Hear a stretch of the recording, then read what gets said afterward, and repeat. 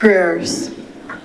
Almighty God, our Heavenly Father, send forth, we beseech thee, upon thy servants who bear office in this country, the spirit of charity and justice, that they may in all things walk before thee with steadfast purpose and a single heart, and faithfully serve in thy several offices through Jesus Christ our Lord.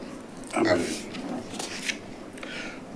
Most gracious God, author of all good things, we humbly beseech thee for the Parliament of Barbados, especially the Senate at this time assembled, that thou wouldest be pleased to direct and prosper all their counsels to the advancement of thy glory, the good of thy church, and the safety, honor, and welfare of our people.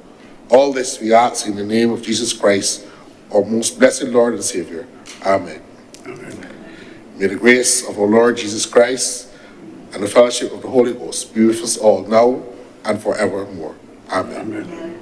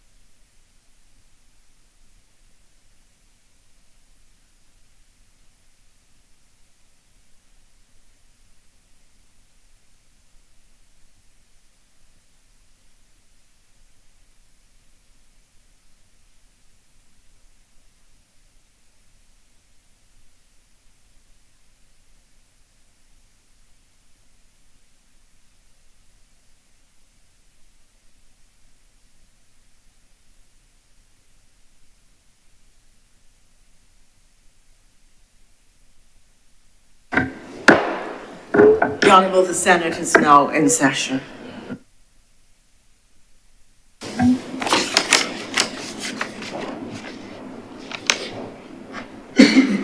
Messages from Her Excellency the President.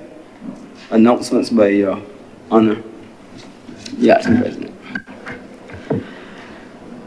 I should wish to inform honourable senators that His Honour, the Most Honourable Senator Reginald Farley, President, is absent on official business.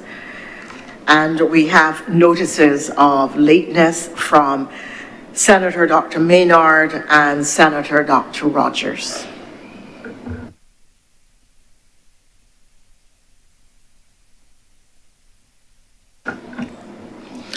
Minutes. Madam Deputy President, I beg to move that the minutes of the meeting held on Friday, 8th November 2024 and Friday, 22nd of November 2024 be now confirmed.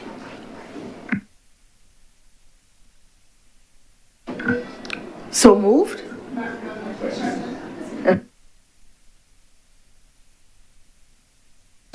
Okay, sorry.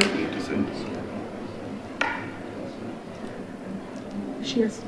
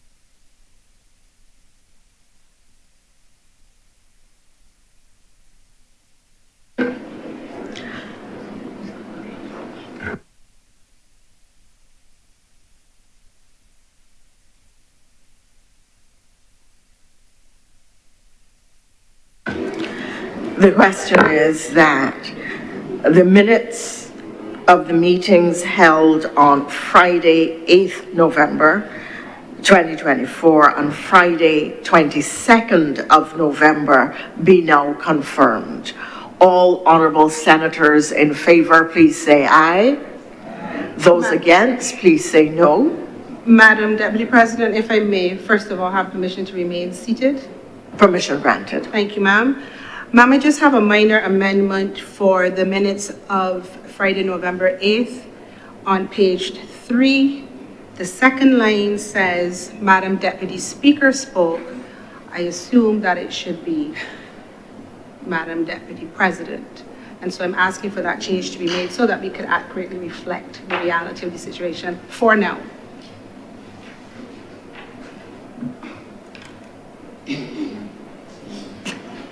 Thank you very much, Senator. I doubt that I'm likely to become Madam Deputy Speaker, but but you can't fly the face of God and you never know what is going to happen in life. So the question is that the minutes of Friday, November 22nd be confirmed and the minutes of Friday, November 8th be confirmed as amended. All honourable senators in favour, please say aye. Aye. And those against, please say no. The ayes have it. I am commanded to lay the following documents. The financial statements of the Engineers Registration Board for the fiscal years ending March 31st, 2020, March 31st, 2021, and March 31st, 2022. The audited financial statements of the Grantley Adams International Airport for the year ended March 31st, 2024. The annual report and audited financial statements of Needham Points Development Inc. and Needham Points Holdings Limited for the year ended March 31st, 2023. The medium-term debt management strategy for the fiscal years 2024 to 2025 to 2026, 2027. The Government of Barbados European Investment Bank Country Counter Guarantee Agreement and Standby Finance Contract, Barbados Global Gateway Nature Guarantee.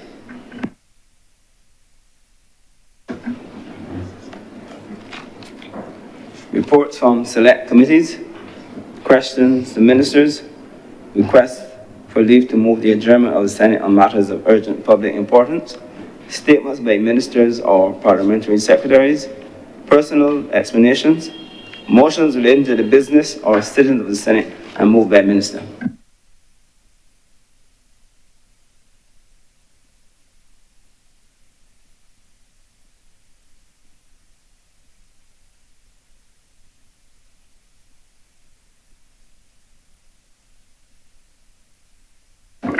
Madam President, I beg to move the suspension of Standing Order 45-2 be suspended for the remainder of the day's sitting. Question is that Standing Order 45-2 be now suspended for the rest of today's sitting. Will all honourable senators in favour please say aye? Aye. Those against please say no. The ayes have it. Madam President, we note that you are now sitting in that seat. And therefore we will need someone, Madam President, to be able to take up the chair of Deputy President for the remainder of today's sitting. And I beg to move that Senator Andrew Malalou be appointed as Deputy President for the remainder of the day's sitting. The question is that Senator Andrew Malalou be appointed as Deputy President for the rest of the day's sitting. Will all honourable senators in favour please say aye? Aye. Those against please say no. The ayes have it.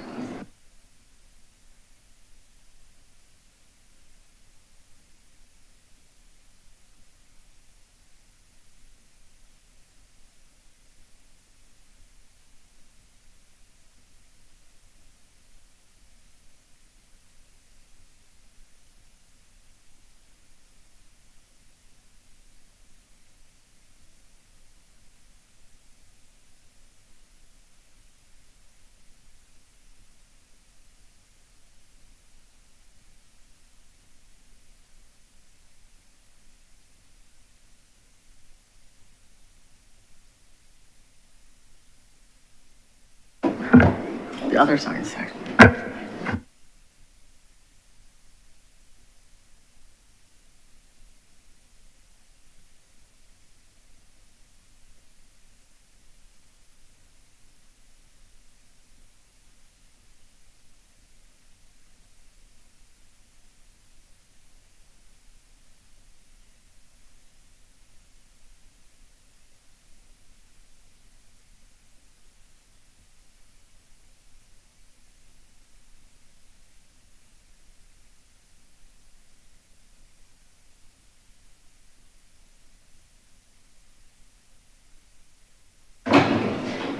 Introduction of bills.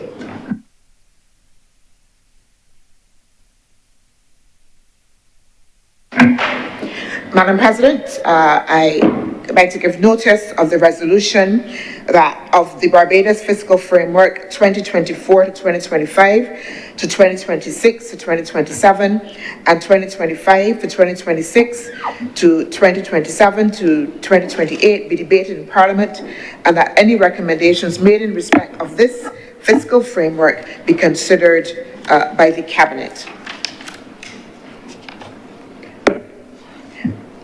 Madam President, I beg to move. Please say aye. Those against, please say no. The ayes have it. Public business. Public business is now the order of the day.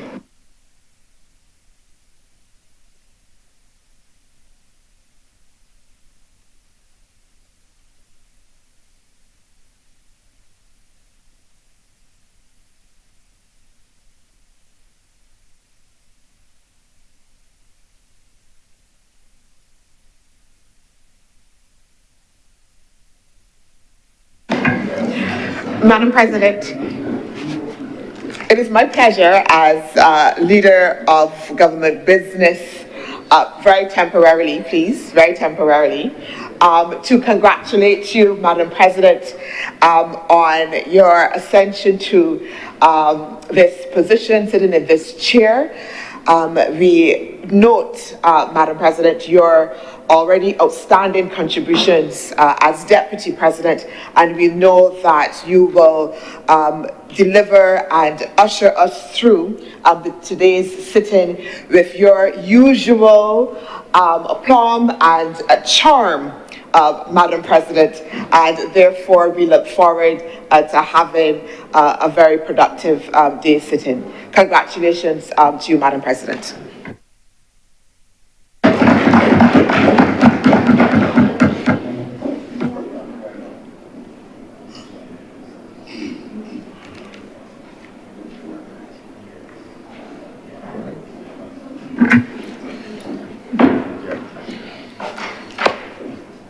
Madam President, I believe I have a second congratulations to give to you, and that is on your recent national award, Madam President. Madam President, I want to say to you that when I certainly heard your name called, you know, it was an affirmation, Madam President, of what we all know to be in this chamber and nationally as well, the tremendous contribution that you have made in so many spheres, and your indelible contribution to government nationally. Madam President, if I begin to call the number of ways that you have stepped up and to assist this country and this government, the list will certainly be long.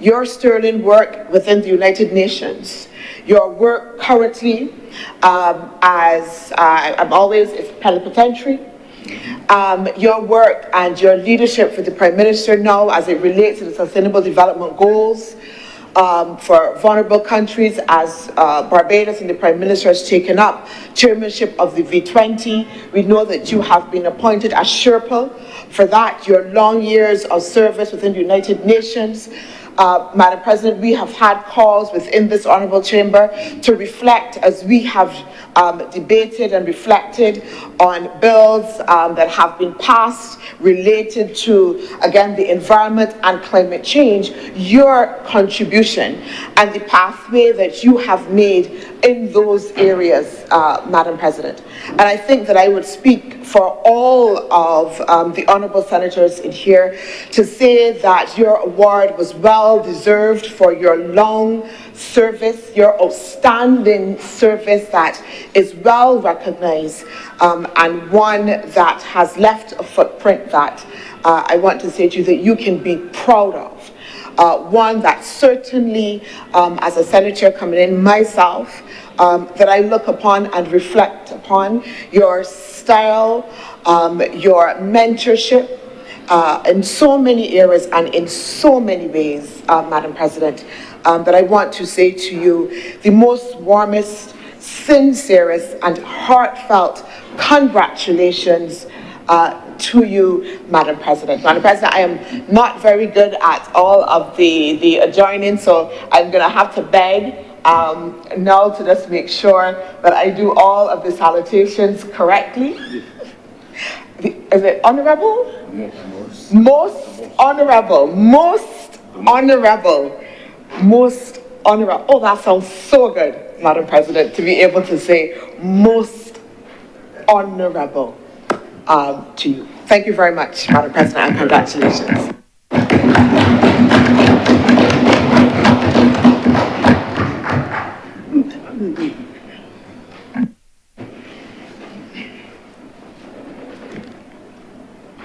The chair recognizes Senator Warren. Thank you, Madam Deputy President. And I rise to join with the leader of government business today and to offer congratulations to you on your elevation, the National Award. I can say that you have been a person who, in public life for a number of years, a representative of a constituency, held various ministerial levels, offices, and also your appointment to the United Nations, which was supported by a Democratic Labour Party administration under the Right Honourable Frandl Stewart. So for you to be elevated for a national award, it probably would not come as a surprise to anyone in Barbados. You've served with distinction at the political level and nationally as well. You are a parliamentarian which persons would emulate. I had the privilege of serving with you in the Senate on previous occasions, and your robust debate, your contributions, but at the end of the day, with the maturity of politics, you can see that you are someone who understands politics and the maturity of it.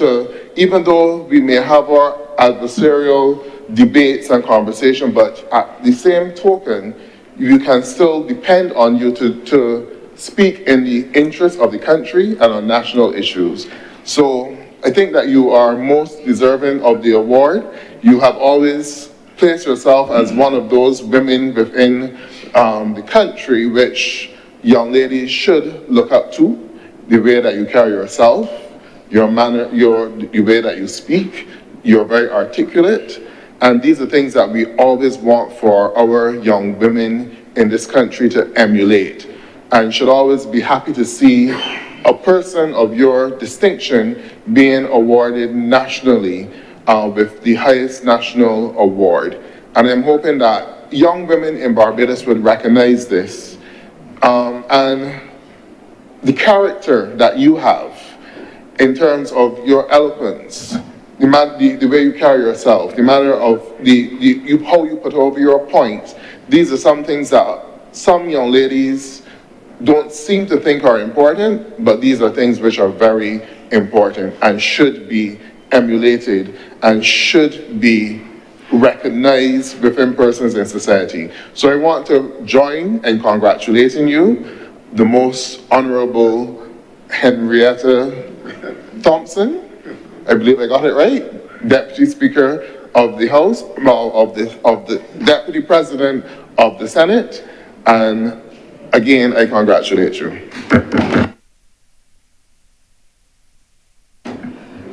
Madam Deputy President, if I may join in these messages of congratulations to you. It is with, am I on? Yes. I am particularly pleased for you, ma'am, having been around you for a long time. And for the country to see it fit to bestow you with Barbados' highest national honor, the Order of Freedom, makes sense, in my opinion. Your distinguished career stretches far and wide. We've heard Senator Monroe Knight, we've heard Senator Walters speak of your contribution, and I see throughout the coverage of your elevation that you are being referred to as an international public servant. It doesn't get any bigger than that. It doesn't encapsulate your service any better than that. To be recognized as an international public servant shows the commitment, the level of service, and the class that goes with a Queen's College girl, because I had to go there. I went there, Madam Deputy President.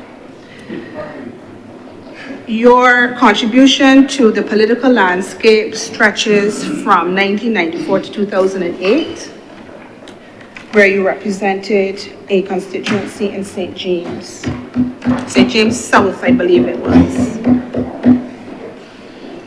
Your work as Minister of Health, your United Nations service, your special advisor service to the President of the General Assembly from 2013 to 14, and your senior advisor position on sustainable energy from 2014 to 2015. And then in 2018, as you know, you were appointed permanent representative to the United Nations. Now, you know this, but I wish it to go on record. People must understand the scope of your service. And of course, in recent times, you were honored for your contribution to the Parliamentary Reform Commission, where you were, as I understand it, quite active in ensuring that the needs of Parliament and the improvement to Parliament was verbalized. Whether it was taken on board is another thing, but your service in that regard was also stellar. So that those who know ought not to have been surprised. Those who went to Queen's College are impressed, but not surprised. We're thrilled. We are thrilled. I'm gonna clap for that. I'm gonna clap for that, myself, as a former Queen's College student. It is a pleasure to be able to speak on this matter, ma'am. I would get up and I would bow if I could, but consider, ma'am, that I have bowed before you as one of our most honorable citizens of Barbados. Heartiest congratulations. May God continue to bless you in everything that you do, both personally and on behalf of Barbados. I'm obliged to you, ma'am.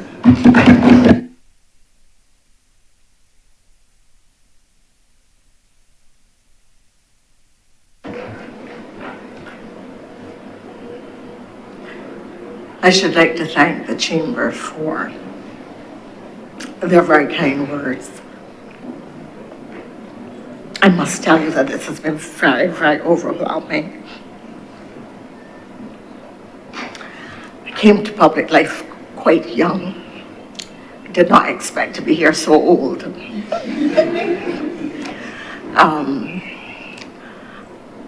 There have been many, many ups and many, many downs inside and outside my party at the national level. But the outpouring of support that I have felt from Barbadians of all walks of life has taken me entirely by surprise.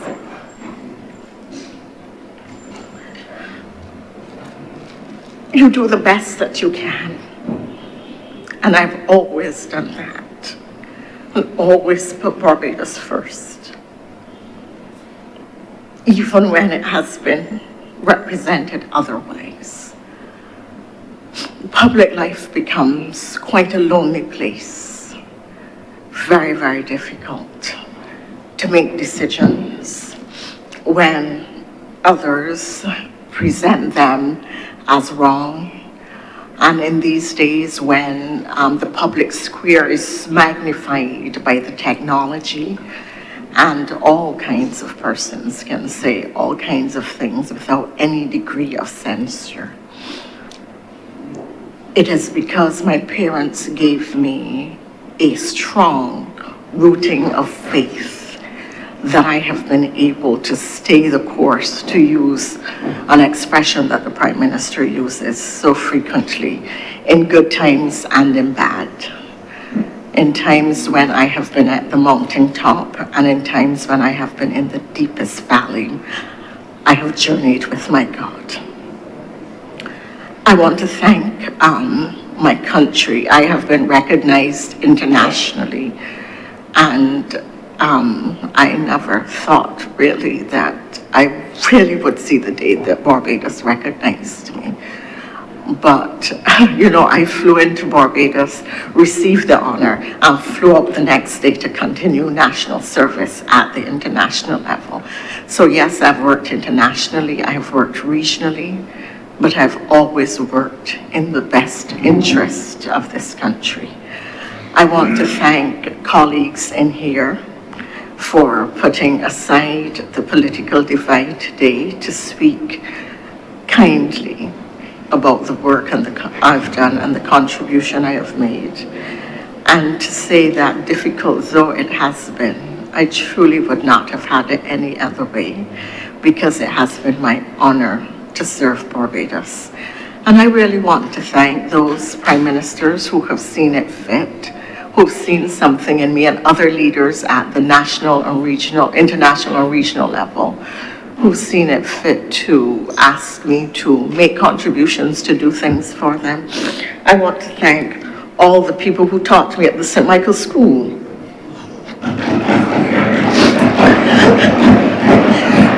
Where I was until 5th form, and then at Queen's College, where I did my A-levels. And I want to close on 2 points. One, by thanking the people of St. James South, without whom I would never have come to national prominence, because it was a difficult constituency, which at the time that I won it had never been won historically by the Barbados Labour Party. So without those people in St. James South thinking that I had something to offer them and to offer the country, and sticking with me over 3 terms, for that I remain perpetually grateful, because that became the platform for regional and international service. I want to thank those close people who are friends, who have helped to keep me grounded over the years, and that is so necessary in public life, where people are saying, yes, Minister, yes, please, don't mind the idiot. You know, it is really very important to have somebody who will say to you, no, Liz, no, I don't think so. That's not what the public wants. Perhaps you want to reflect again. And I want to thank my family.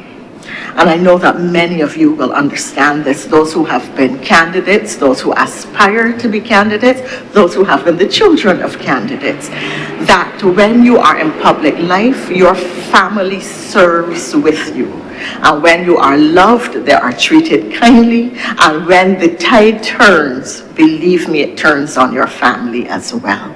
So they triumph and they suffer. And I want to thank my family for standing with me, for holding me up, for praying with me, for encouraging me, and for giving me unconditional love over the years that has allowed me, I think, to be a typical Bajan, born in ordinary circumstances from ordinary parents, and I bless God for my mother and father, and who came to high office because Barbados shaped who I am. So thank you so very much. The truth is, I have been working constantly since November 30th. It was a week after my 63rd birthday, and I am planning to take the next few days to just pause and absorb this, because it was not something that I truly expected, and I'm sorry to be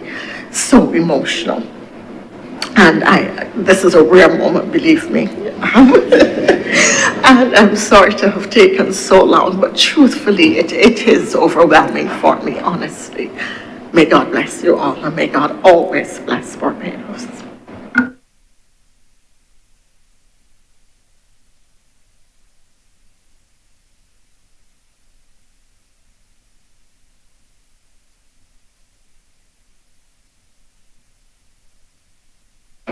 Madam Deputy President, if I may just, since we are at this juncture of the proceedings, on the last occasion, I believe, I was not here, but I listened, and I believe that the President would have congratulated Senator Drakes for her having her doctorate conferred upon her in an area related to climate change. You know, that very few people understand, but she does. And what I would like to say at this point, for the record, was I would also like to join with the Chamber in congratulating her, but I would like it to go on the record to let everyone know that which she would not have shared, which is that she was conferred with the doctorate with high commendation. It's very important that people understand that she just doesn't have a doctorate. She has a doctorate with high commendation.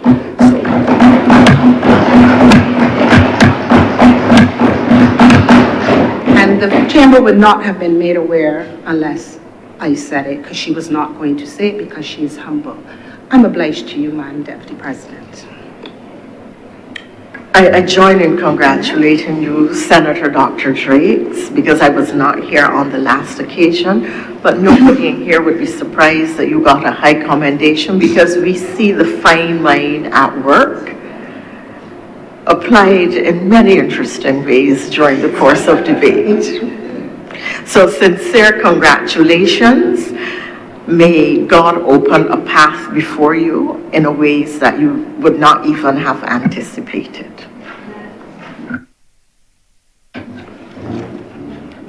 Order number 7, in the name of the Honourable Acting Leader of the Senate, to move the second reading of the Maritime and Underwater Heritage Bill 2024. Madam President, I'm very happy to be able to lead debate on this particular bill this morning. This bill that we are going to be considering, the Marine and Underwater Heritage Bill, is a comprehensive piece of legislation that for me will set Barbados apart in terms of what it is doing to protect cultural heritage in a comprehensive way. Most of the times when we speak to cultural heritage, we think of it in the normal way that we would think of culture and heritage, in the ways that I speak about it, I'm sure, in this place very often, and how we experience it very often. So we know that when we talk about cultural heritage, we don't think necessarily about the marine cultural heritage, we think about physical heritage that we have. So our physical assets in our buildings, this Parliament, Madam President, is a part of our cultural heritage. We know about the intangible cultural heritage, our customs, our food, our clothes, the way we speak. all of that is part of our intangible cultural heritage. And we know, Madam President, that those are the normal things that we understand, that we speak to, making sure that we value and that we preserve when we talk about cultural heritage. And the government has made several advancements in that sphere of cultural heritage and its preservation. Madam President, I would have spoken already in this honourable chamber about the fact that the government is moving to make sure that we preserve, for instance, the land ship and its movement as being an important part, an indelible part of our cultural heritage, because one of its historical role and what we believe is not only its historical role, but the lessons that can be learned in the contemporary as well, Madam President. We have spoken about the fact that we are moving to ensure that, for instance, that we make road tennis as well recognized as part of our cultural heritage, again, that should be protected. Because again, we know that road tennis is an indigenous sport, Madam President. All of that forms part of what we know and what we speak to as our cultural heritage. But this bill that we will be debating challenges us to move away from what we would normally speak to and also embrace and look at the aspect of marine heritage, which is also important. And that is why I say that this bill then provides a comprehensive frame for how the government is looking at the importance and value of heritage, which is, again, like I said, Madam President, not often addressed. So that this bill provides us with a frame that looks at marine heritage, not only in terms of, yes, its value, but how do we make sure that we pay attention to valuing and leveraging that asset, but in a sustainable way, in a way that allows us as well to marry the economic needs or the economic imperative with the social needs and imperative, but also as well the environment imperatives, and making sure that we are able to do so in a way that protects those very assets that are important. So it looks at the fact that, yes, there have been calls all along for us to diversify our tourism product. But diversifying our tourism product means that we can also leverage what we have. So that sun, sea, and sand that we normally see and we normally put out there, but we know that many other countries have sun, sea, and sand. But then the question is, again, how do we leverage? And in this case, how do we leverage those assets, those cultural heritage assets within our sea and our coast? And importantly, Madam President, this bill looks at both what we in culture would call the tangible and intangible cultural heritage assets. So when we talk about the tangible cultural assets within the context of this bill, of course, Madam President, I would be honest and say I did not know that we had so many shipwrecks across Barbados. And that is part of the cultural heritage that this bill is also seeking to, one, build awareness of and also protect. Madam President, I became aware, and I am going to be very honest, just from doing research on this bill, that there's actually a shipwreck, I think somewhere off Carlisle Bay, that dates back to 1919. It was a ship that was used in the First World War, and that was sunk here from 1919. And then, Madam President, and I tell the truth, I didn't remember it. I think there's one of the that's called the Bajan Queen. I don't know if everybody remembers the Bajan Queen party boat. Madam President, seems to be having some memories of the Bajan Queen party boat, exactly off Carlisle Bay, which we sunk again as a treasure. I think it was in 2022.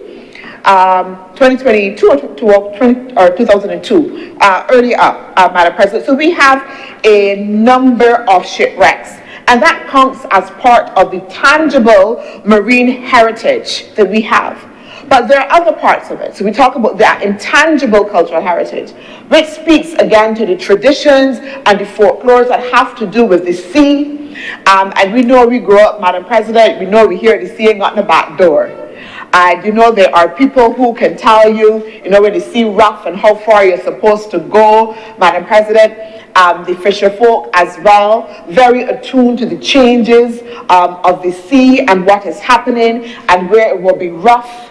And then also as well what kind of fish can be caught in what waters, etc. So that is part of the intangible marine heritage that this bill also as well speaks to. So not only recognizing just the tangible assets as well, but also that intangible cultural heritage, that intangible marine cultural heritage. But importantly, Madam President, if we look at the bill, if you look at section 9.1, when it talks about sustainable tourism principles, again, that challenge that we have as we talk about that transition that we need to be able to make, and we talk about the green and blue economy, we know that there are challenges. Because if we want, again, to, as some people would say, exploit those resources, what does that mean when we talk about that and how we treat to those? How do we exploit resources in a way that will make sure that communities and people are able still to benefit and that it doesn't have ecological damage as well? So that section 9.1, Madam President, and at 2, and it says that all persons engaged in these tourism-related activities shall make sure that it take into account the existing and future economic, social, and environmental impacts, the needs of locals and visitors, Madam President, which is important because you know that the mantra for this government has always been that the first tourist is a local. So that this bill also as well recognizes, and again, that this is not only just about tourists who will be able to come and enjoy, but also as well recognizing that locals also as well need to be able to enjoy, and therefore that we need to be able to preserve and to protect. And it talks again that those persons engaged in those tourism-related activities shall make sure that they take into account of the marine heritage sector, the environment, and make sure that they promote responsible marine heritage practices that will minimize marine environmental damage and reduce the carbon footprint and so on. But Madam President, this bill also speaks to the fact that we will have shipping vessels that will be coming through our waters, Madam President. And that in doing so, that they will have to discharge some effluent that may cause damage. So that this bill also recognizes that notion that there has to be some level of a regulatory framework that addresses this. And this is why this piece of this proposed bill is so important, because it was a regulatory framework that was missing essentially to make sure that we can, and it is a principle, Madam President, that we speak to in relation to climate negotiations, of the polluter pays. Yeah? We have just come back, Madam President, we were together in Azerbaijan. And this notion of the polluter pays was one of the principles that was signaled in the negotiations. The acknowledgement that if you have caused harm, then you have to be able to take responsibility for that harm and address it and do some level of repair as well. So that the bill recognizes, yes, the tourists that would come and do the diving activities, but also as well shipping vessels that move through our waters and the potential damage that can occur. And it's saying to all of us that there needs to be some level of responsibility placed, Madam President, to ensure that we can have the level of sustainability in the context of the use of our marine heritage resources as well. Madam President, I want to also as well speak to the fact that when we talk about marine heritage and we look at activities that are happening near the coast as well, that we also need to be cognizant of those areas.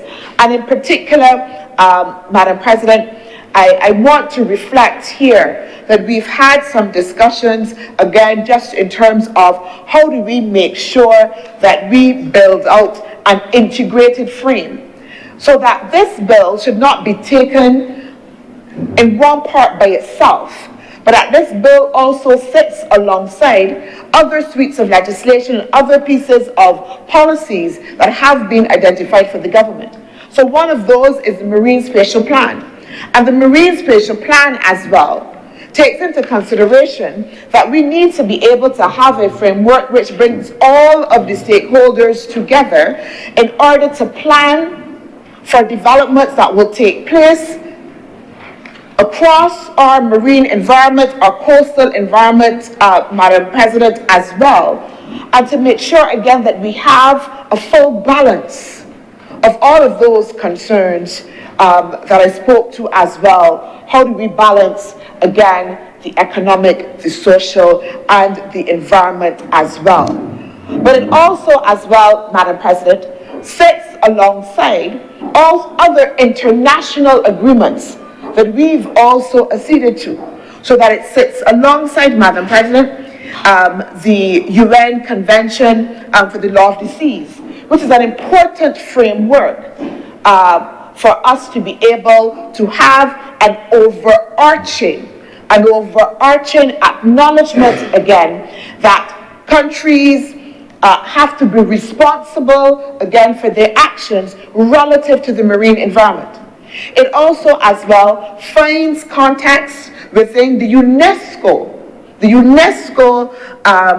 Convention as well for underwater heritage, again, which Barbados also as well acceded to in 2001 and we ratified in 2008. So this concern is not a new one, it is a recognized one, but this piece of legislation now provides a comprehensive frame for us to make sure that we have the necessary protection.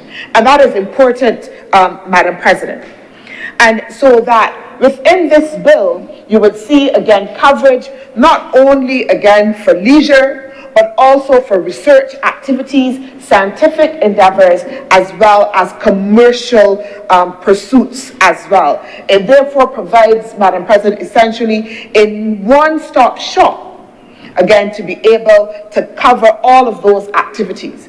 But when we look at the bill, you would note that one of the things that the bill does is also recognizes that the protection of the marine environment does not necessarily only fit within the confines of the Ministry of Tourism, but also as well it speaks to a number of other players. So you would see references in the bill, Madam President, to even the Barbados Museum as well. You will find reference as well, Madam President, even to the Customs Department, because again, the bill speaks to the fact that the Customs Department has a role in making sure that it protects and establishes a regime that it can monitor the exportation of those marine cultural heritage assets that people would want to take. And again, Madam President, because we don't value them, and if we do not have legislation that speaks to protecting them, we may lose them and not even be aware. So that when people and tourists are sometimes having in their bag pieces of coral that they shouldn't break off, Madam President, but they want to take home, as part of something from Barbados, this regime now says to customs and others, you have to be on the lookout for that, Madam President. But it also speaks not only to the exportation, but because we can't just protect ourselves, but the fact that we also need to be able to be part of a family, a global family that recognizes the value of this issue, but also as well asks customs to make sure that it is mindful of the importation of those assets as well. And that importation is also important, again, for the protection of the regime. So again, recognizing that this legislation will cover a number of entities that need to be able to work together to make sure that we have the comprehensive regime that is necessary as well. One of the elements, Madam President, of this bill that you will see as we work through the various clauses of the bill. Clause 10, for instance, establishes a marine heritage tourism development program, which is an important component, because we are not just saying let's have a piece of legislation which is just providing a regime for protection, but because government understands the value of this. Actually, Madam President, heritage tourism is worth, Madam President, currently they tell me, over, I believe it is, $600 billion globally. $600 billion globally, with projections showing significant growth to reach over $800 billion by 2033. That is the value of heritage, of the global heritage tourism, of which the marine heritage tourism is part. So that the government in this bill, in the establishment of that program, is recognizing that we need to be able to build out a frame that will then monitor, that will then speak to how we actually practically implement, how we are able to follow up and make sure that we have the necessary coherence that is needed in order to bring this bill to life. But it then also says at clause 11 that that program will be based on a cultural heritage development plan, Madam President, a cultural heritage development plan. And that is important. And it notes as well that the minister responsible for tourism, in consultation with the administration and any other governmental or non-governmental organizations, including the private sector, with an interest in matters pertaining to the marine historical heritage tourism development plan, Mr. President. So it speaks to the fact that there is an acknowledgement, again, that this is not just a government program or plan that will be developed, but that we understand that there are other critical stakeholders that need to be brought to the table in the development of this plan and the ownership of the plan as well. And so that it expressly, Madam President, indicates the involvement of a wide set of stakeholders and indicates the areas that the plan shall speak to, Madam President. And I want to note, Madam President, that at 11.2G, it talks about providing a framework for national development opportunities deriving from maritime heritage and the development of a maritime heritage sector as well. So that speaks again to the long term. And that this, again, is not just a piece of legislation, again, like I said, that we are doing without having the pillars that are necessary to make sure that the plan continues, that the plan is shored up, and more importantly, Madam President, that the plan is owned by the relevant stakeholders, again, which is critical. Madam President, if we look at clauses 12 to 29, we would note, Madam President, this is very interesting. And again, it speaks to the comprehensive nature of this bill. It speaks to lighthouses across Barbados. Again, something that we don't value, don't take note of. And Madam President, I was trying to research my memory, and I don't think that I was born around that time where lighthouses were in use and those. I only have memories of areas that I passed. I see other members of the Honourable Chamber looking up my side and perhaps suggesting that they have those memories. But what the bill speaks to, Madam President, and this is the important part of cultural preservation, that we don't often appreciate. So the bill indicates, again, in those clauses, that persons cannot destroy and change and go and make alterations to those lighthouses that will again erode its significance as a part of our cultural heritage. And it is important, and it reminded me, and Senator King is here, is that within the Division of Culture, one of the projects that we are doing is a National Heritage Register as well, a register of significant places. And I know that we've added recently windmills to that as well.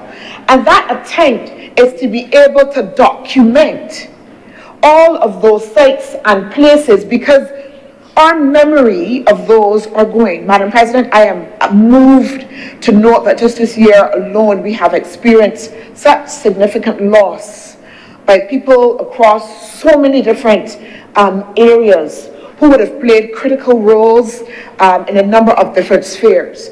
And if we are not careful to be able to document those memories and those significant things, we will have generations who would come across, who would come behind us and not be aware and not understand. So that this is also fundamentally about cultural identity and knowing who we are. By saying within the context of this bill, that goes so far as to recognize the intangible cultural heritage that is within the lighthouses that we have remaining across Barbados, and the need to make sure that we preserve them, and the need to make sure that we protect them as well. The bill also as well makes sure that we have the registration, again, of historic vessels as part of a Barbados Historic Vessels Registry Program, Madam President. So that those like me that can't remember or don't recall, again, all of those shipwrecks and that we've had across the island, that would not have a recollection, again, of those historic vessels that may also be passing through, that we know would have an established registry that would allow us, Madam President, to be able to do so and manage, again, under the Barbados Maritime Transport Administration in consultation with the Barbados Museum and Historical Society. And I spoke to it before, Madam President, but if we look at clauses 30 to 69, and that speaks again to the intangible cultural heritage aspect, which again is important. And it speaks to the recognition that there is marine-specific traditional knowledge and traditional cultural expressions associated with the sea and the maritime natural heritage in the form of marine genetic resources as well, and the importance of fishing communities, Madam President, which is critical as well. Because very often, and we have this, Madam President, again within the larger cultural sphere. I was at a meeting just yesterday, again talking to cultural practitioners, and the notion that the basket weavers that we have, the people that are involved in pottery, Madam President, we don't find a signal place for them because they're a little bit unseen, even though they are an important part, again, of that cultural tapestry. And we see the fishing communities, only, yes, as the fisher folk, which are important to go out, but there is a complete ecosystem that exists within fishing communities that this bill recognizes that we need to be able to give value to those voices and those traditions that happen. And I'm happy to say, again, under the Division of Culture, again, one of the things that we've been talking about is how do we resuscitate that tradition of making the fishing nets, Madam President, and doing training, again, so that that also is not a lost art, Madam President. Again, within the bill, it asks the tourism ministry to make sure that it promotes the protection and sustainable utilization of maritime heritage assets. Madam President, it ensures, it acts as well that we have, as I said, make sure that we have social recognition of those coastal communities and for their participation in research or development activities, again, which is important. Madam President, I've come, as most of you would know, from the NGO community. And very often one of the things that would happen when people are coming in to do research activities is that they would come and, they would do interviews and focus groups, very often with the knowledge bearers. Very often, the value of their research and whatever else comes out of their research is not passed on. So they come in, they take, but it is not passed on. So there's a recognition that we need to make sure that we have the level of participation and interaction and engagement by those communities, and not in an instrumental way, but also as well in a very real way as well.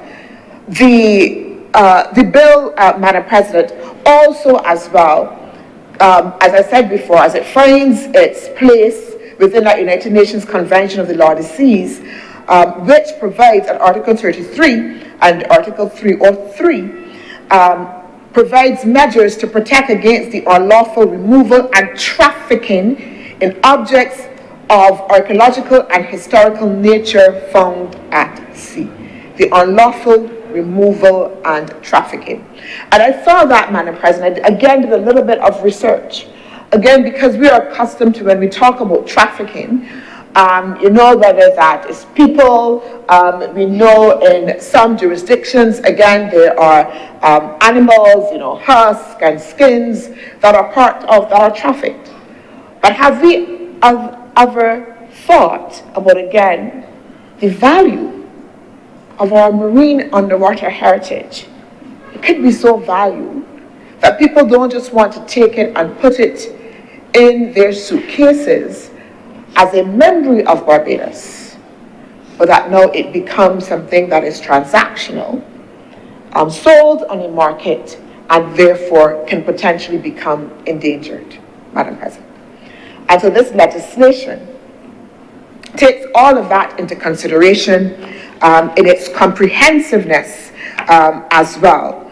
It looks at the state responsibilities to make sure that we do everything that is possible for us to be able, again, to make sure that the aspects of this bill that need strong implementation are done so. It actually has, Madam President, Section 200 that speaks specifically to the state responsibilities that make sure that we conduct according to specific standards as well. That all of the specific standards that relate to the area and the ocean mineral activities adheres to the requirements and standards established by general principles of international law. It makes sure it asks the state not to impose unnecessary, disproportionate, or duplicate regulatory burden on parties, nor impose requirements upon a sponsored party in a way that then contravenes other international conventions, but also as well would prevent the rightest level of participation and protection for this heritage resource. So, Madam President, again, I believe that this bill is comprehensive, that this bill provides a sufficient basis for the government and essentially for the nation to make sure that we can protect what has traditionally been an undervalued heritage resource, a resource that we have not prioritized or thought about. This bill brings attention to it and creates the framework that it sits alongside what we are already doing under the broad ambit of culture and heritage, and recognizes the synergies that need to be made to make sure, again, that as a country, we understand the holistic frame that is culture and heritage, so that when we speak to it now, we understand the inclusion of marine heritage as essential. Madam Chair, with those few words, I beg to move that this bill be passed, that this bill be now read a second time. Senator Worrell, please. Thank you, Madam Deputy President. And it is Christmas, and I rise to make a contribution in this debate of the Maritime Heritage Bill. Pardon? Okay, but.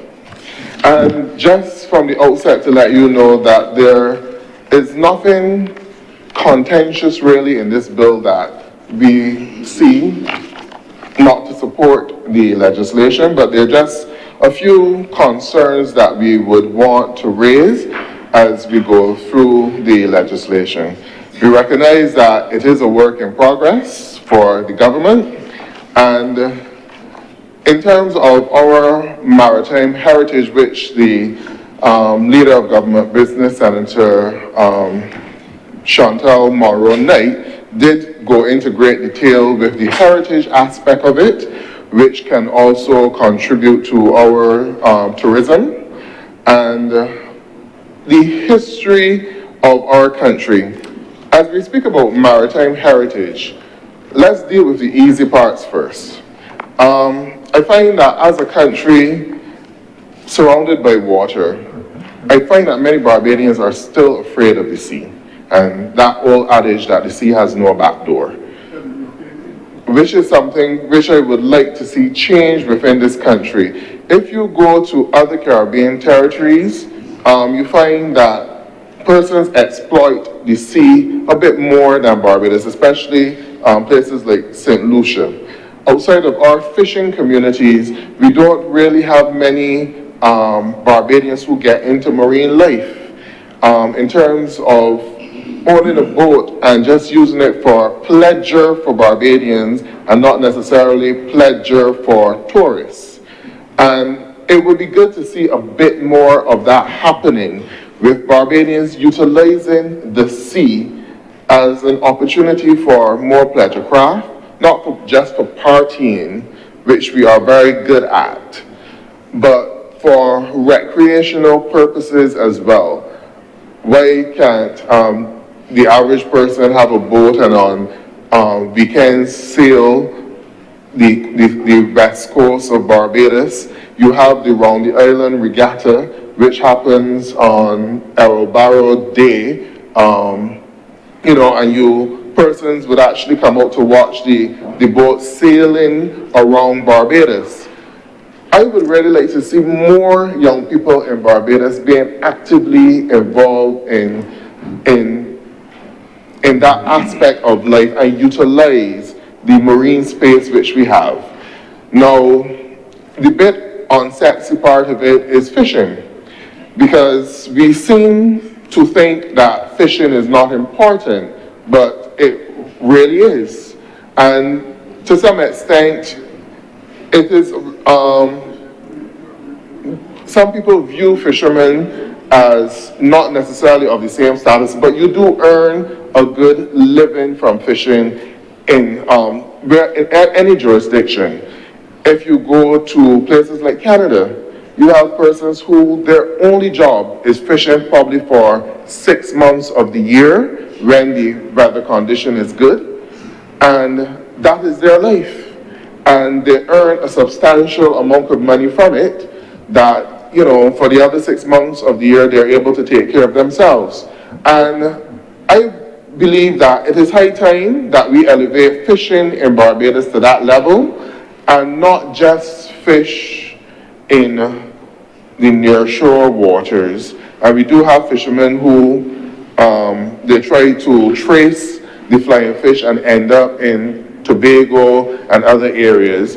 But as we all know from the sustainability loan, we have exclusive marine environment which extends out to the east coast of the island, which is not necessarily heavily utilized by our fishermen, because to some extent the vessels which they use would not necessarily permit you to go to that level in terms of, you have the longliners which go for probably 3 to 6 weeks at a time if they're able to. Majority of the longliners would love to go for the 3 weeks, but sometimes, or 6 weeks, but end up coming back into shore because of problems with either the engine or some aspect of the boat.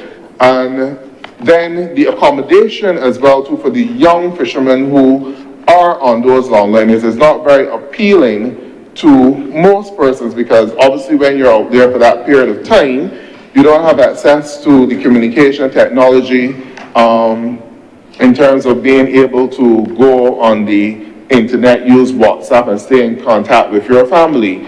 Now with technology, some boats can be outfitted with the Starlink internet system, which would allow these boats to remain in communication and allow the persons working on these vessels to have access to WhatsApp, or even to download movies to watch at night when they're not fishing. Those are the kind of things that would help to increase the level in terms of making fishing more appealing to more young persons. Because not everybody is built to be away from your family for 3 weeks and not have access to the modern communication which you're accustomed to at home.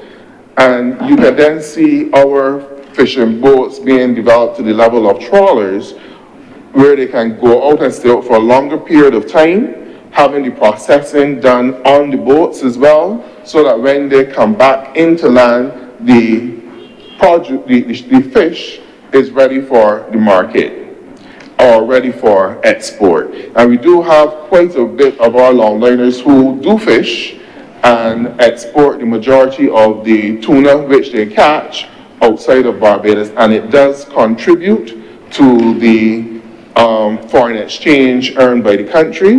And I would like to see the day when fishing is again at that level. It would have happened years ago, back in the 80s and the 90s, where fishing was so important that it was one of the indicators mentioned when the governor of the central bank at the time gave their economic review. I know to some extent that we in Barbados have not capitalized on the markets available with fishing as some of our regional neighbors, such as St. Lucia, to some extent, in terms of being able to export fish to the EU market through neighboring Martinique and Guadeloupe. We have not really tapped into that market here in Barbados. And this is all relevant to this debate today, because part of this heritage is capturing the stories of the fisher folk and documenting that and making it part of the heritage. And I'm certain that the fishermen from all over Barbados have experience and techniques which they're willing to share, because the way that we fish here may not be the same that it is done in St. Lucia. The fish that we go after, because we utilize the flying fish here, but in Trinidad, they don't really have much of an appetite for flying fish. So that is also an important cultural heritage to share. With regard to sea eggs as well, we missed out. Many of young Barbadians missed out on that opportunity to know what sea eggs taste like, or even to have the opportunity, those in those fishing communities, to go diving for sea eggs, and that experience as well, because of the ban. In other Caribbean territories, they may be there in abundance because they're not being utilized by the persons in those areas. So all of those are aspects of the heritage which we need to capture and document and share with persons as well. And it can also tie in to our tourism product, because something that I envision, you do have the day boats which go out fishing, which are chartered by tourists to go for that fishing experience. I'm thinking that there's also another experience which they may be glad to have, the opportunity to go out for a week or so on a regular fishing boat and interact with those persons as well. These are things that can be developed as tourism products and also can help to develop additional business streams and opportunities for the average Barbadian who lives within a fishing community, along with getting more of our young people actively utilizing the sea in terms of scuba diving, all of those things. Surfing is something that not many young Barbadians are interested in or get involved in, and there are not a lot of unique activities which we can hopefully be able to develop and create additional opportunities and avenues for young persons. Within the marine heritage as well, there's also the opportunity for construction opportunities. Because if you're utilizing more boats,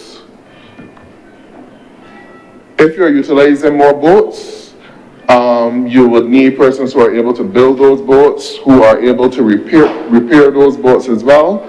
So there are new job opportunities. I know that there is the Marine College in Jamaica.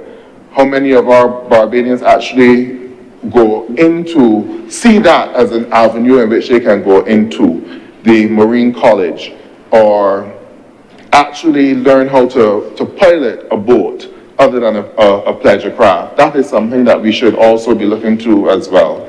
Within the UK, something that you will see persons converting barges into homes.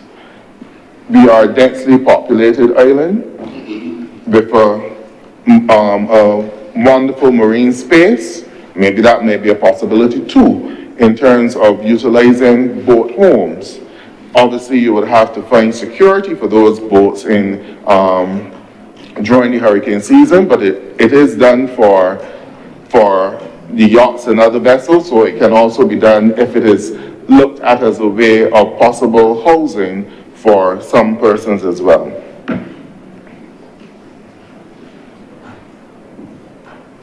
But in terms of capturing the heritage, we also need to have the archival capacity as well.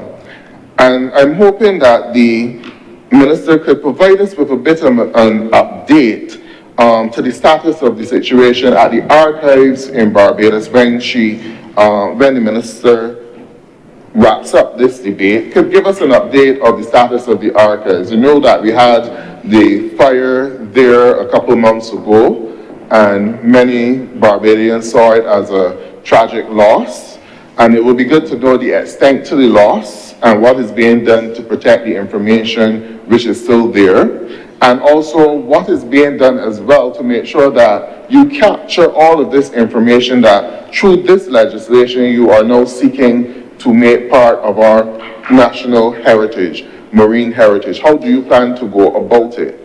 Again, it provides training opportunities for young people and possible job opportunities as well in terms of being able to capture that information. We never got to hear the full extent of the damage, the details of the damage, and to some extent, some Barbadians think that the archive is closed because of the fire. So whether or not it is still in operation and it is still available for persons to go there to do their research, it will be good to hear an update on that, and also what measures have been put in place to prevent, for security of the area and the important cultural heritage artifacts which are there as well. Now, going on into this debate, I am asking the question if this legislation is somehow tied to the Debt for Nature resolution which was done. I think that was in 2023 or 2022. So is this legislation somehow tied to that debt to nature,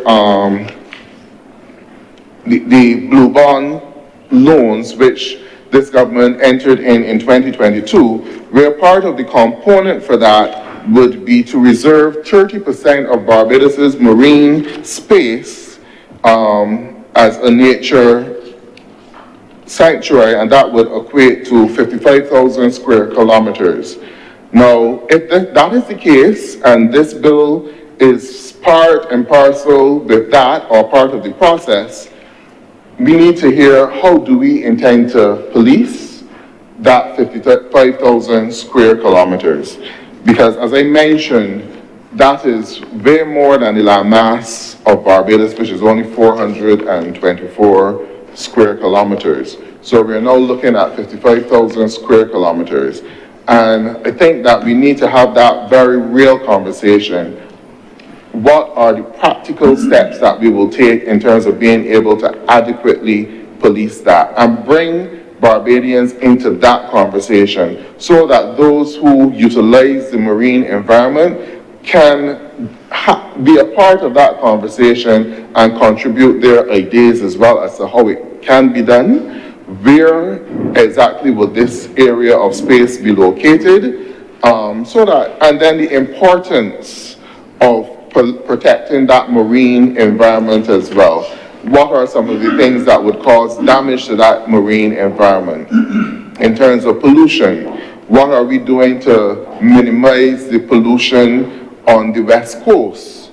Now, we would have had debate in terms of upgrading the South Coast storage plant, but what is being done on the West Coast in terms of protecting the coral reefs on the west coast of the island from pollution as well, because just as important as the South Coast storage plant is, there's also a need for a plant on the west coast, especially if you are building out more and more tourism products, hotels, villas, and more activities on the west coast. There is a need for us to be looking at a west coast sewage treatment plant. So how soon is this government willing to have that conversation, and in terms of identifying the funding for such a plant? And what are the actual numbers in terms of the nitrate levels in the water on the west coast as well? All of these things we need to know so that we can understand what we are doing to protect our marine environment. You can't also talk about wanting to protect an environment, but you're not trying to also conserve it or to go after persons who damage it as well. We do know that during the COVID period, boats, cruise vessels were anchored off the coast of Barbados, and these vessels did damage the reefs. What I'm asking the minister is to give some update as to what is being done in terms of restoring the reefs which were damaged. What is the plan, agenda, what is the program for that in terms of restoring the reef which was damaged? The coral reefs around Barbados, very important to the fishing community, very important to protecting the coastline as well from excessive, during the hurricane season as well. So we need to know what is being done in terms of protecting those reefs, and what is being done. It is not just in terms of the damage, but reef protection and regeneration should be an ongoing program which we enter in as a country, because the reefs are very important. You don't want a situation where you have the glass bottom boats going out, but there's really nothing for you to see. You don't want a situation where the Atlantis submarine is going out and there's nothing for you to see because of the damage to the reef. There's no fish there and all of those things. You need to enhance that environment. And yes, in terms of the adding additional vessels, when you sink the vessels, I think that the Trident was one which was sunk a few years ago in terms of helping to build that reef. Yes, we can do things like that, but there also need to be other activities being done to enhance and show up our marine space, because it's not only important to tourism, it's also important to fishing as well. We can also add the question too of invasive species, where you have the lionfish, which is an invasive species which would kill off quite a number of our the fish in our nearshore water. You know, I know that there has been a campaign where divers go out, capture those fish, and also utilize them in restaurants as well. But we must recognize that with climate change, you would have species which are not common to our area coming in and invading our territory. And we must be prepared for that. All of that is also part of the conservation effort and developing the ability to actually police these areas as well.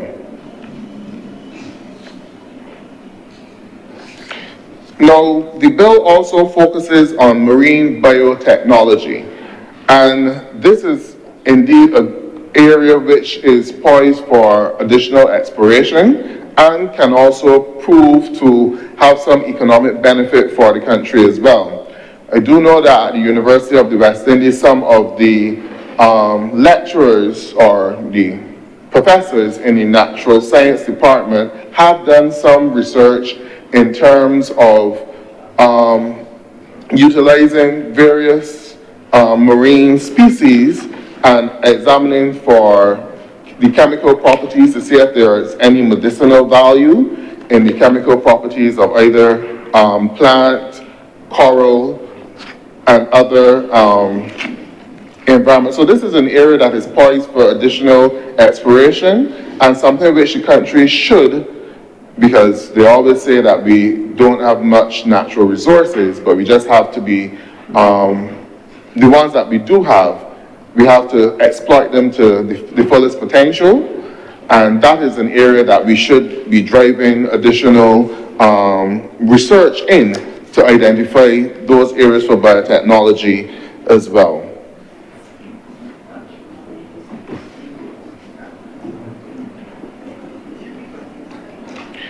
Now, we also have the issue, years ago, there was the potential for offshore oil drilling in Barbados. We have not heard much from this administration with regard to that, and it would be interesting to know if that is something that has been given up on, or if at some point in time we would be again looking to see that as an area to help the economy in terms of the exploration for offshore mineral resources, oil in particular. Is that an area that this government will be looking into, or or has the government given up on that? It would be interesting to hear from the government what are the next steps in terms of bringing that to a reality. We've seen that Guyana, they have gone off with it in a major way and is contributing tremendously to the economy in Guyana. So I think that we do need a boost here in Barbados, because it is not as rosy as the administration would like us to think.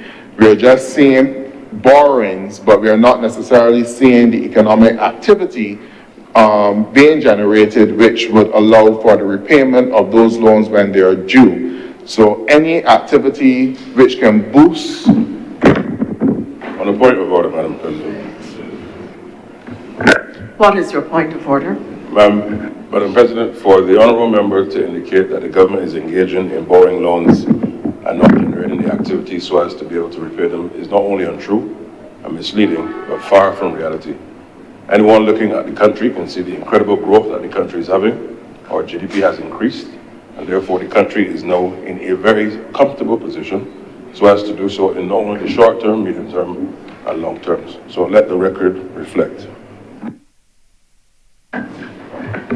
Continue, please, Senator Worrell.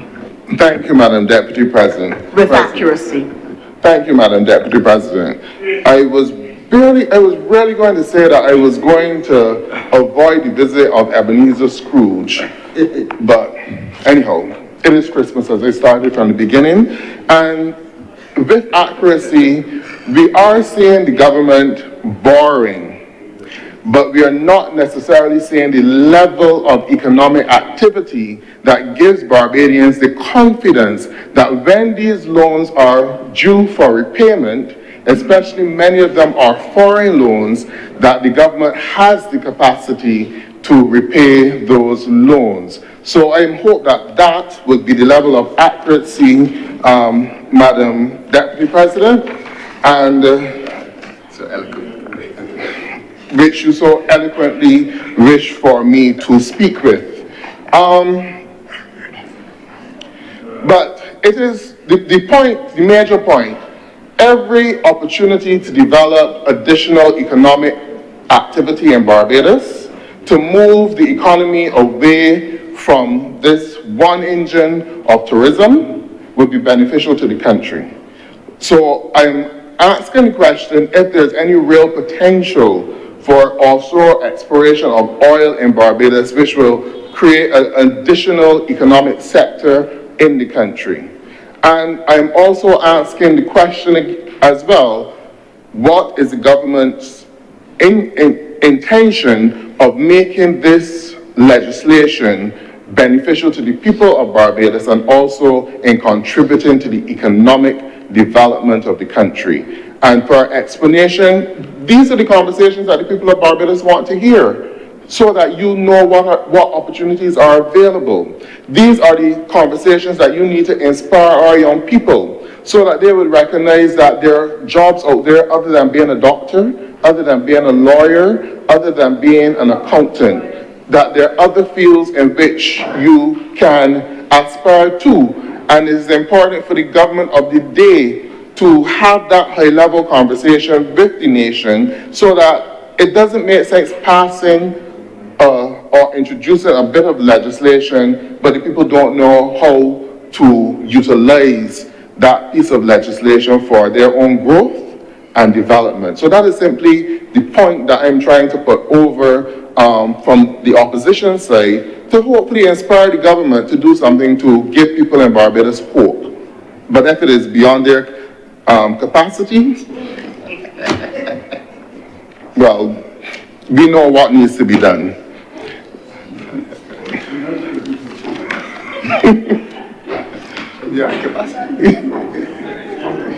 But that is the level of debate which Barbadians are interested in hearing, knowing that legislation is being passed and then being told how they can utilize that legislation to make a difference in their lives, and how that legislation will make a difference in the country. There's tremendous potential in this, but unless it is unlocked, and unless people know how to utilize it, it will just be another piece of legislation on our books, which is not being utilized, which is not being properly implemented. The question about how do you intend to police 55,000 square kilometers of ocean space is a very important question, because it is part of the terms of a loan which you entered into, and it is due by 2030. This is 2024, heading quickly to 2025. So you have really another 5 years. And you will obviously need Barbadians to have the technical capacity in order to help you to police that 55,000 square kilometers. So I would really like to know how you intend to do it. How will it be done? What technology you would need to have in place? Would you need to have persons who are capable of operating drones, which will go out into that area to make sure, and a series of boys in the area to make sure that if it is an area where no vessels are supposed to be, that nobody is there. If there's supposed to be a registration process in terms of asking fishermen to do a register of their fishing route, or you're having an area where there's supposed to be no fishing, that all of these are things that we need to have conversation with the people of Barbados, and not at the late stage where it becomes almost a burden for it to be implemented. Have the conversation early, bring in the stakeholders so that they can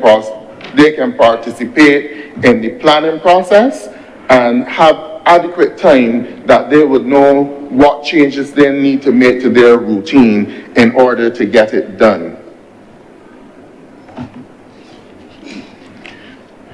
Now, with regard to fishing and the same 55,000 square kilometers, is this legislation looking to restrict fishermen in terms of not being able to use nets in certain areas and not being able to fish in certain zones as well? All of these are things that will need to be discussed and properly planned so that persons can reorganize the way how they go about their business and the way how, so that the project when implemented can be implemented successfully.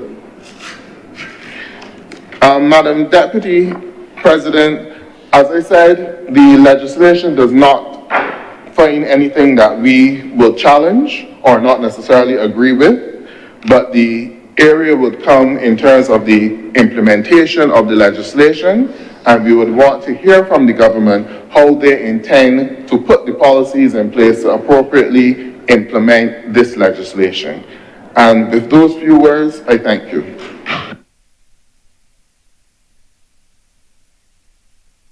I thank you too, Senator. Other speakers, please.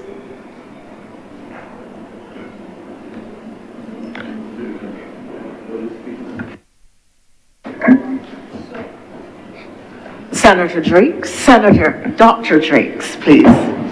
Thank you, Madam President. This piece of legislation that is before this Honourable Chamber is really a special and unique piece of legislation. It is 269 pages long, but if you are someone who's interested in the blue economy, maritime affairs, the sustainable development of the marine environment, it is good fodder for you. And I'm here as say, Madam President. Okay, I will continue.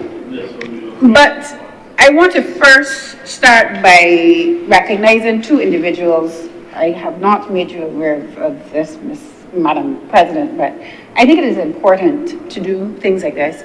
I want to make special mention of Miss Najla King, who's an international maritime lawyer, who does significant work in relation to the modernizing of our maritime laws here in Barbados. She is an extremely hardworking and dedicated individual, and I know that what is before us is testimony of her dedication to maritime law in Barbados. And the second individual, Madam President, is our Chief Fisheries Officer, Dr. Shelley-Ann Cox, extremely bright and passionate individual who, if you've ever met her, she eats, sleeps, and breathes fisheries. So I want to commend those two individuals for their work so far in the attempt to modernizing our maritime laws. Madam President, the bill addresses, yes, tangible and intangible, but I want to focus this afternoon on the intangible aspects of cultural heritage as it relates to the marine space. And I want to do so because usually it is such a hard concept to grasp, to manage, to qualify and quantify in a way that people can understand and we can make decisions about it, because you don't have a sense of what you're dealing with because of its intangible nature. And in addition to that, it deals with underwater heritage. Dare I ask how many honourable members in this chamber have gone underwater in Barbados? I'm seeing two, literally, more than 20 feet below sea level. It seems like there's a minority in the chamber. So these unseen things, Madam President, are also somewhat aloof to the average Barbadians because they don't know, they don't see, they don't interact with it. And because we don't interact with it, there is a tendency sometimes for it to go under the radar, and we don't value it as we should, as was recognized by the leader of government business in her presentation. But I also want to note that when we talk about the intangibles and cultural heritage and marine cultural heritage, in relation to sustainability, even globally, culture is an afterthought. Culture is an afterthought.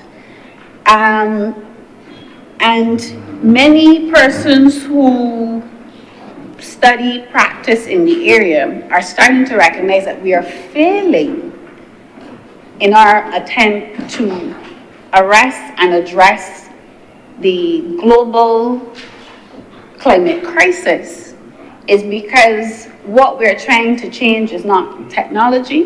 What we're trying to change is not even the economic system. It is not how we deal with environmental issues. But what we're actually trying to change, or what has to change for all of those other things to get the results that we want, is culture. It is the value system that people have with the environment. And that is one of the hardest things to do in the current context of what we know as the capitalist society that drives a lot of the value system that we operate day in and day out with. And that is just a fact. That is just a fact, Madam President. It is such an afterthought in the discussion around culture, is such an afterthought, particularly in the maritime space, that even in Sustainable Development Goal number 14, Life Below Water, there's no mention of ocean culture. There's absolutely no mention of ocean culture. The Pacific Islands have done tremendous work in putting culture and sustainability on the table as it relates to ocean preservation and regeneration. And I want to say I commend Barbados for bringing this bill to the chamber this afternoon, because it sends a signal that in the Caribbean, we are prepared to be the thought leaders in this area of maritime heritage, Madam President.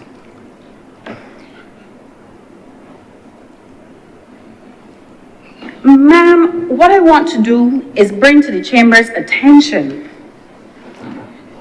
a document, and I'll make this a document of the House, is a thesis done by a master's student at the Center for Resource Management and Environmental Studies here in Barbados, CERMES. The author is Mr. Klish Giddens, who's a colleague of mine in the NGO space. And he did some seminal work in this area. I'm not sure if the government is even aware of this piece of research. But the title of the research was The Ocean and Our Culture, the characterization of the cultural benefits derived from the marine environment in Barbados using a cultural ecosystems services approach. And lo and behold, in that thesis, it found that in the coastal communities of Sixmens, Backs Rock, and Silver Sands, the coastal environment was instrumental and foundational to the cultural identity of both individuals and communities in those spaces. That type of research is directly related to the legislation that we are discussing today. In that study, it says it is evident that there's a dynamic relationship that occurs between people and the natural environment, which produces cultural benefits. Identity in each case study being the 3 research sites, is a central cultural benefit that is enabled, reinforced, or altered based on the practices that people engage in those areas. So there's a recognition, even in the research community, that there is a harmony that needs to occur between what is happening culturally and what is happening at the community level, as well as the environmental and the ecological systems. For us to get to the point where we can comfortably say we are moving in a sustainable, or we are moving towards a sustainable path. But I want to ask a question given what I've laid out already. Based on this current legislation, how does it pair with the physical development plan?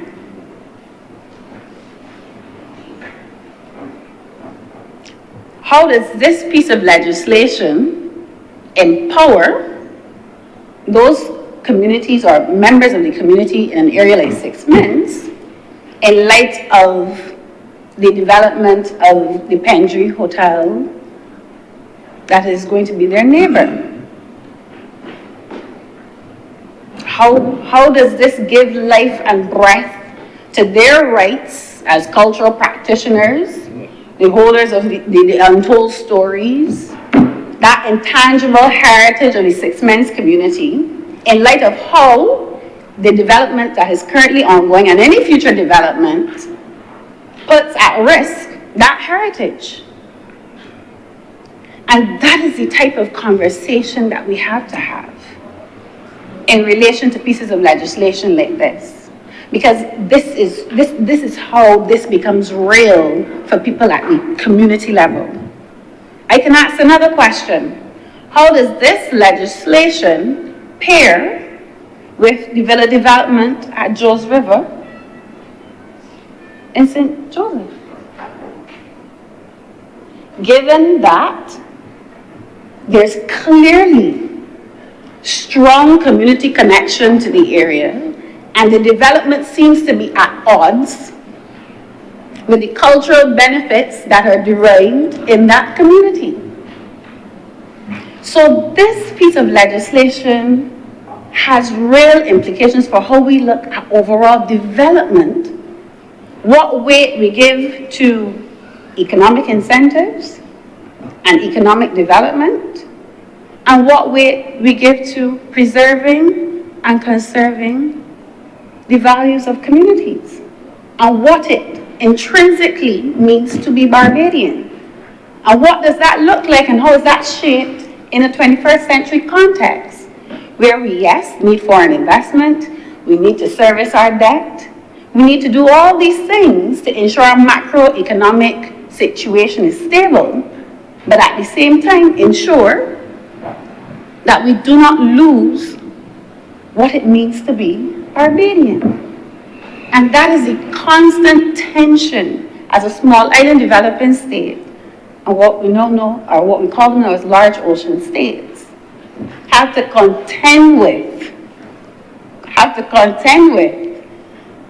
as we move forward in making decisions about our coastal and marine environment. Madam Deputy President, Madam President, today, I want to also highlight, based on those questions that I've raised, Clause 40 and Clause 232. Clause 40 speaks to the designation of community custodian. And the legislation reads, upon recommendation by the Chief Fisheries Officer, the Minister responsible for coastal and marine affairs may, by order, designate a coastal community or fishing community as a community custodian. Clause 232, which is in Part 7, speaks to a citizens' impact and benefit sharing committee.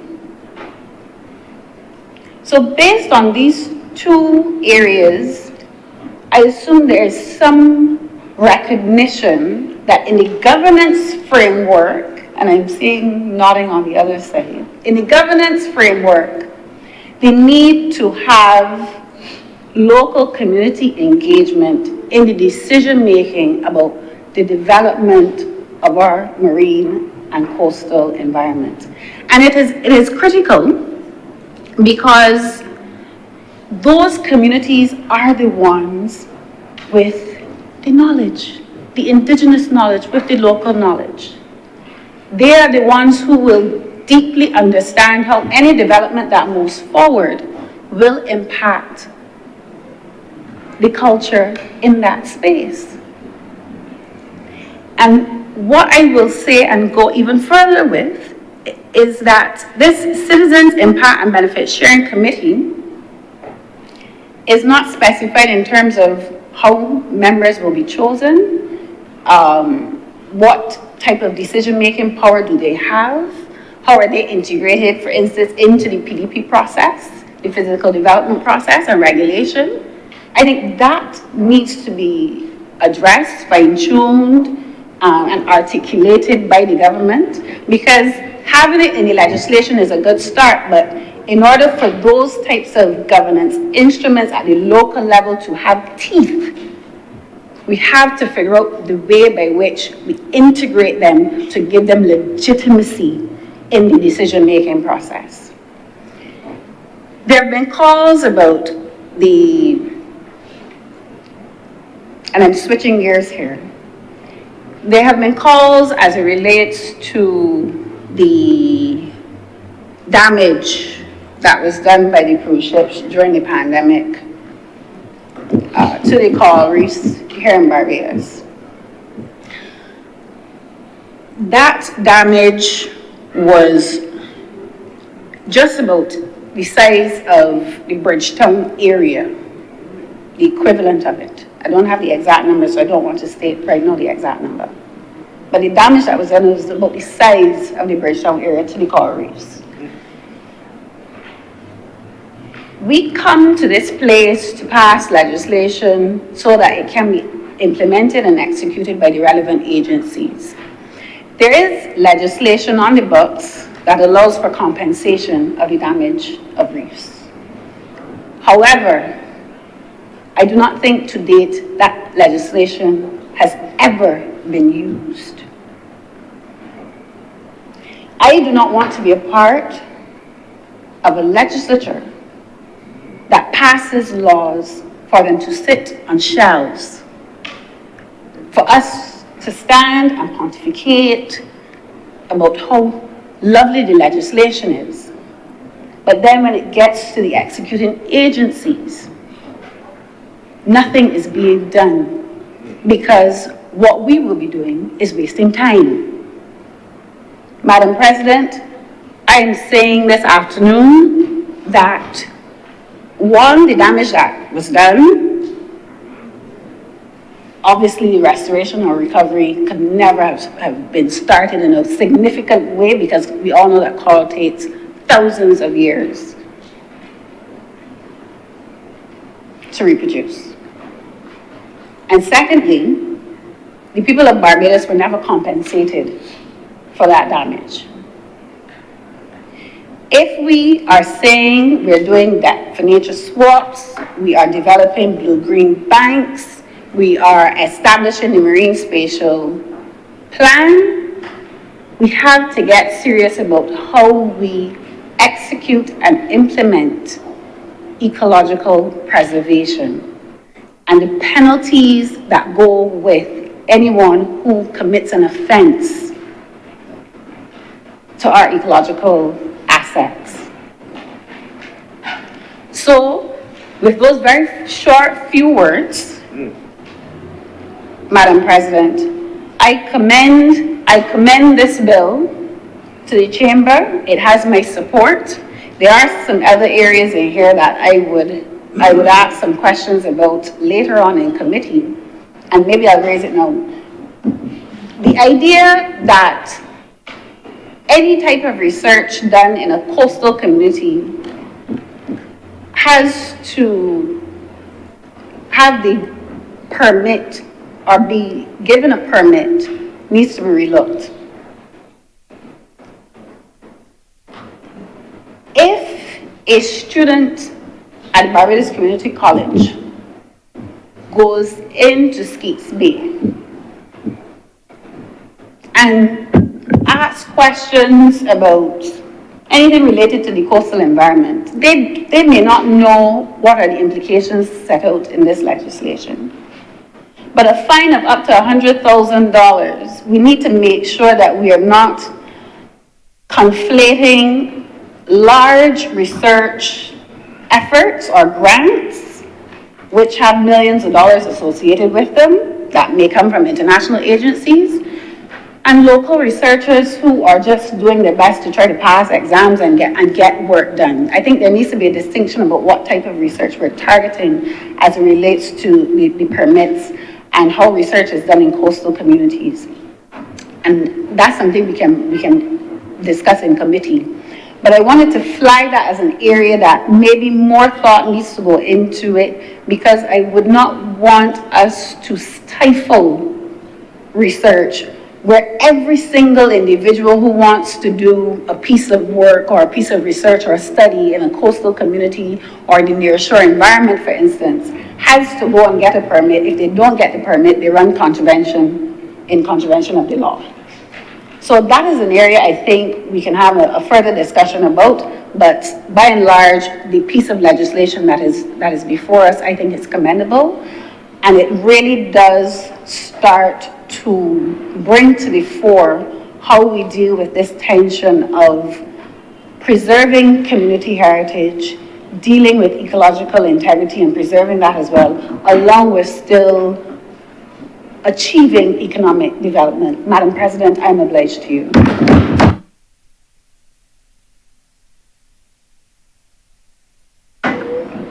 Thank you, Senator.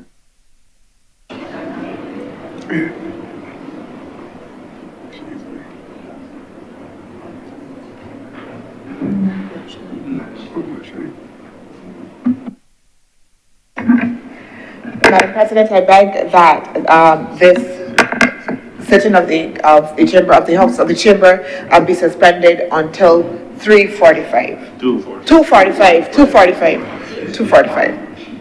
I thought it was being overly generous. The substantive leader of the House would have my head. Thank you. She would be entirely breaking her practice. So the question is that the Senate be now suspended until 2:45 this afternoon. All honourable senators in favour, please say aye. Aye. Those against, would you please say no? The ayes have it. The Senate is now suspended until 2:45.